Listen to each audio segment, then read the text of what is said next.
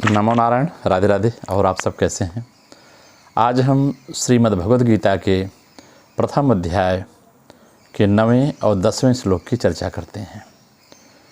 इसमें दुर्योधन अपने गुरु द्रोणाचार्य के पास जाता है और उनसे इस प्रकार कहता है, अन्ये च बहवः शूरा मदर्थे त्यक्त्य जीविता नाना शस्त्र पहरणा सर्वे युद्ध विशारदा। कहते हैं महाराज, मेरे सेना में और बहुत सारे वीर हैं जो कि मेरे लिए अपने प्राण को न्यौछावर करना चाहते हैं, और इतने वीर हैं वो, इतने शास्त्र, जितने भी शस्त्र हैं, अस्त्र शस्त्र विद्या में बड़े ही पारंगत हैं, युद्ध में बड़े ही विशारद को प्राप्त किए हुए हैं।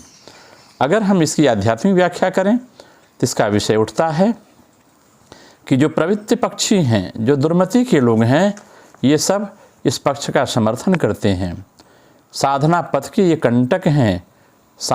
जैसे है साधना पथ में तितिक्षा, कुबुद्धि, ईर्ष्या, द्वेष, राग, ये सब बाधक हैं साधना मार्ग में।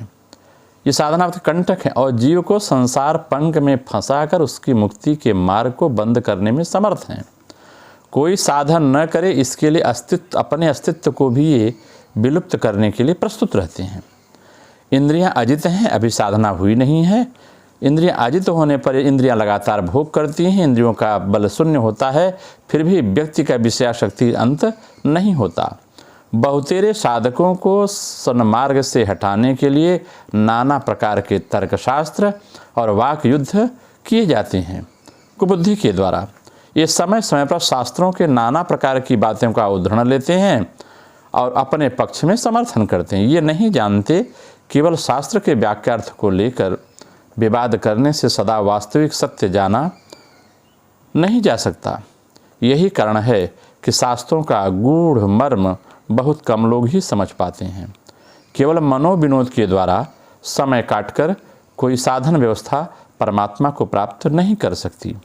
कबीर ने ठीक ही कहा है कि हंसी खेल में पिया मिलें तो कौन सुहागिन होए।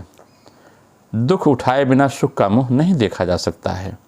व्यास जी महाराज कहते हैं कि तपस्या करेंगे तभी आपको आत्मदर्शन सुलभ होगा, जब आवरण क्षीण होगा।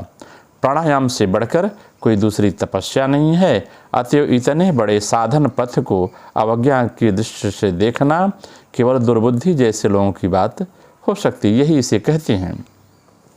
फिर दुर्योधन कहता है कि अपर्याप्तम तदस्माकं बलम भीष्माभिरक्षितम पर्याप्तम त्विदमे तेषां बलम भीमाभिरक्षितम। कहते हैं ऐसे वीरों से युक्त भीष्म के द्वारा अभिरक्षित होने पर भी हमारी सेना अपर्याप्त है तथा पांडवों के साथ युद्ध के लिए समर्थ नहीं जान पड़ती। ये दुर्योधन कह रहा है। क्योंकि ये गलत है, इसे पता है कि हम कहीं कमज़ोर न पड़ जाएं। और पांडवों की सेना जो है ये भीम के द्वारा अभिरक्षित है और इसलिए पर्याप्त है, समर्थ जान पड़ती है। क्योंकि भीष्म जो हैं उभय दल के पक्षपाती हैं, ये दोनों से प्रेम करते हैं, इसलिए हमारी सेना पांडव के सेना से युद्ध करने में असमर्थ है। यह भीम एक ही दल के पक्षपाती हैं, केवल अपने तरफ से लड़ेंगे, इसलिए पांडव सेना हमारी सेना के साथ युद्ध में करने में समर्थ जान पड़ती है। क्योंकि दुर्योधन बड़ा अभिमानी था। किसी को अपने समीप छोटा होना, किसी के समीप उसे छोटा होना उसकी प्रवृत्ति नहीं है। हमेशा वह बड़ा बनना चाहता है। वह कभी ऐसा संभव ही नहीं कि अपने सैन्य बल को असमर्थ समझे, बल्कि वह अपनी सेना को अपरिमित और भुवन विजयी समझता था।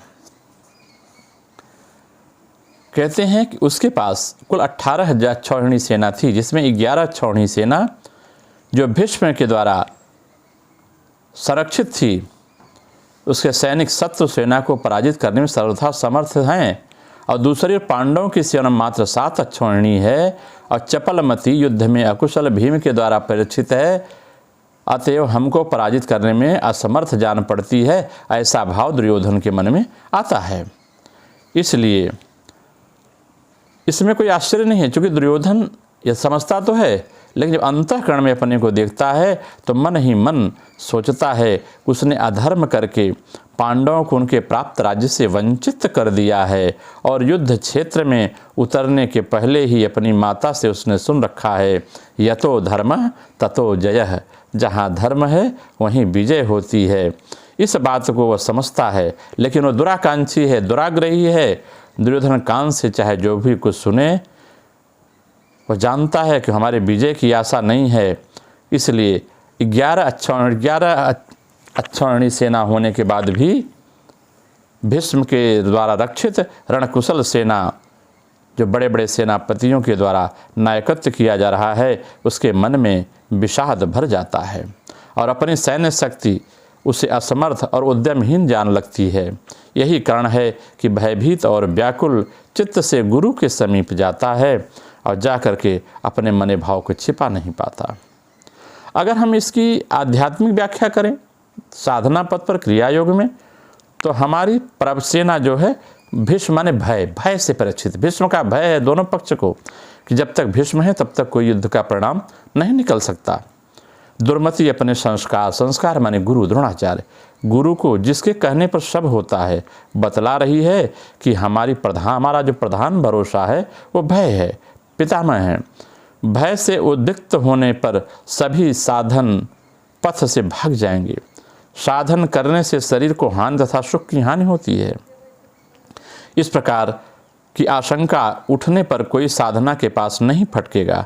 अतएव जब तक हमारा बल भय से रक्षित है तो विपक्ष पराजित करने में समर्थ नहीं है। उन्होंने बहुत थोड़े समय तक साधना की है।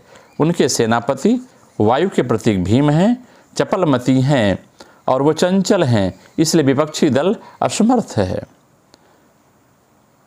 लेकिन उसके मन में फिर भाव आता है कि विपक्षी का दल का जो भाव है वह प्राणवायु से रक्षित है। जब प्राणवायु से रक्षित आप रहेंगे, प्राणवायु माने प्राणायाम करेंगे, तो शरीर में कोई भी व्यतिक्रम नहीं होगा। लेकिन इसी दुर्मति से मन में भय घुस जाता है कि कहीं प्राण का साधन करने पर मति गति न बदल जाए। यह बात सत्य भी है कि काम क्रोध आदि शत्रु चाहे कितना भी भयंकर क्यों न हो, मन लगाकर कुछ देर तक हम जब ध्यान और प्राणायाम करते हैं तो प्राण, मन और इंद्रियां सब शांत हो जाती हैं और साधना का मार्ग प्रकृष्ट होता है। नमो नारायण। जय श्री राधे।